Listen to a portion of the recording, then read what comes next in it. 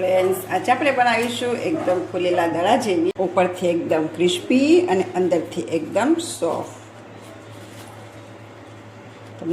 Friends, આ પૂરી તમે જો એકવાર ખાશો ને તો તમે આલુ પરોઠા પણ ભૂલી જશો. એટલી સ્વાદિષ્ટ અને સરળ રીતથી બનશે.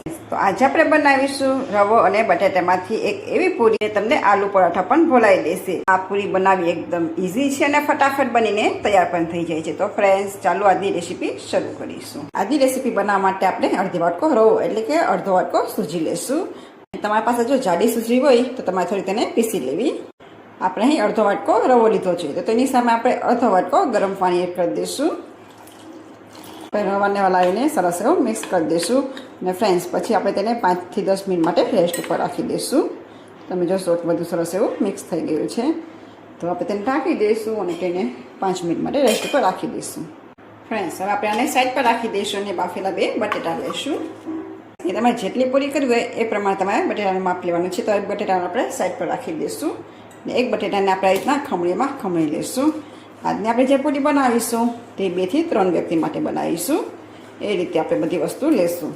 ફ્રેન્ડ્સ, અહીં તે એક વાતનું ખાસ ધ્યાન રાખવાનું છે. તમારા બટેટા છે તે હંમેશા રીતના ખમણીને લેવાના છે, જેથી કરીને તેમાં ગાંઠા ના રહે. જો ગાંઠા રહેશે ને તો તમને પૂરી બનાવવામાં તકલીફ પડશે. આ રીતના આપણે બંને બટેટાને ખમણી લેશું. આપણે બંને બટેટા આ રીતના ખમણી લીધા છે તો આપણે મોટું વાસણ લઈશું. તેમાં આપણે બટેટાને એડ કરી દઈશું. 5 મિનિટ થઈ ગઈ છે તો રવાને આપણે ચેક કરી લઈશું. તો તમે જોશો કે રવો પણ આપણો સરસ એવો ફૂલી ગયો છે. તો હવે રવાને પણ આપણે બટેટામાં એડ કરી દઈશું. હવે આપણે એડ કરીશું 1 વાટકો ઘઉંનો લોટ. પછી આપણે એવું લાગશે તો વધારાનો લોટ એડ કરીશું. હવે થોડાક મસાલા કરી દઈશું. તો તેમાં લઈશું અડધી ચમચી હળદર પાવડર.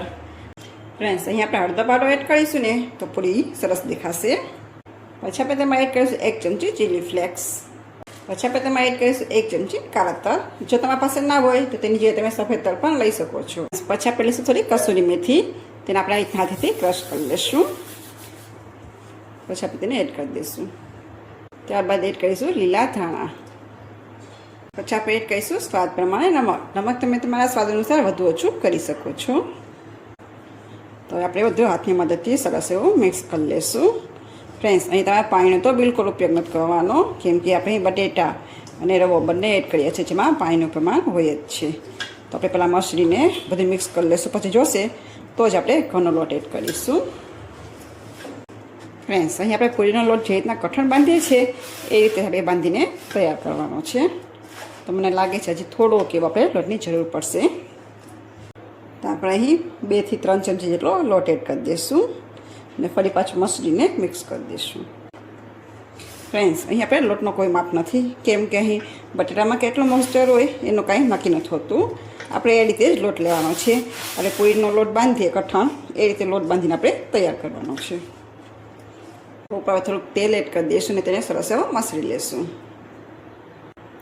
ફ્રેન્ડ્સ, અહીં તમે 5 મિનિટ રેસ્ટ ઉપર રાખશો એટલે તમારો લોટ છે તે સરસ એવો વણાઈ જશે. સરસ એવો મસળાઈ ગયો છે તો તેમાંથી આપણે લોહો તૈયાર કરી લઈશું. તો થોડોક આપણે લોટ લઈશું અને તેનો લોહો વાળી લઈશું. તો આ રીતના લોહો બનાવીને તૈયાર કરી લઈશું.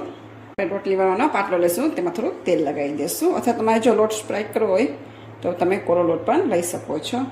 તો આપણે તેની પૂરી બની લઈશું. આ પૂરી તમારે બહુ જાડી પણ નહીં અને સાવ પતલી પણ નહીં, એ રીતે વણવાની છે. તો રીતના પૂરી બનીને તૈયાર કરી લઈશું. તો ફ્રેન્ડ્સ, આપણી પૂરી બનાવીને તૈયાર છે. તો આપણે પૂરી વણતા જઈશું અને તેને તળતા જઈશું. ફ્રેન્ડ્સ, આપણે તેલને પહેલેથી ગરમ થવા માટે રાખી દીધું હતું, તો આપણે ચેક કરી લઈશું. તો તમે જોશો કે તેલ આપણું સરસ એવું ગરમ થઈ ગયું છે. અહીં તમારે એકદમ તેલ ગરમ કરવાનું છે. ફ્રેન્ડ્સ, તેલ આપણું સરસ ગરમ થઈ ગયું છે તો આપણે પૂરી એડ કરી દઈશું. તમે જોશો કે પૂરી પણ આપણી સરસ એવી ફૂલીને દડા જેવી થઈ ગઈ છે. તો ફ્રેન્ડ્સ, પૂરી આપણી તળાઈ ગઈ છે તો આપણે તેને કાઢી લઈશું. તો ફ્રેન્ડ્સ, તૈયાર છે આપણી એકદમ દડા જેવી ફૂલેલી અને આલુ પરોઠાને પણ ટક્કર મારી એવી અને બટેટાની પૂરી. તો ફ્રેન્ડ્સ, તમને આજની મારી રેસીપી કેવી લાગી તે મને કમેન્ટ બોક્સમાં જરૂરથી જણાવજો. અને આપને જો મારી રેસીપી પસંદ આવી હોય તો એક લાઇક કરજો, શેર કરજો અને તસ કિચનને સબસ્ક્રાઈબ કરવાનું ના ભૂલતા.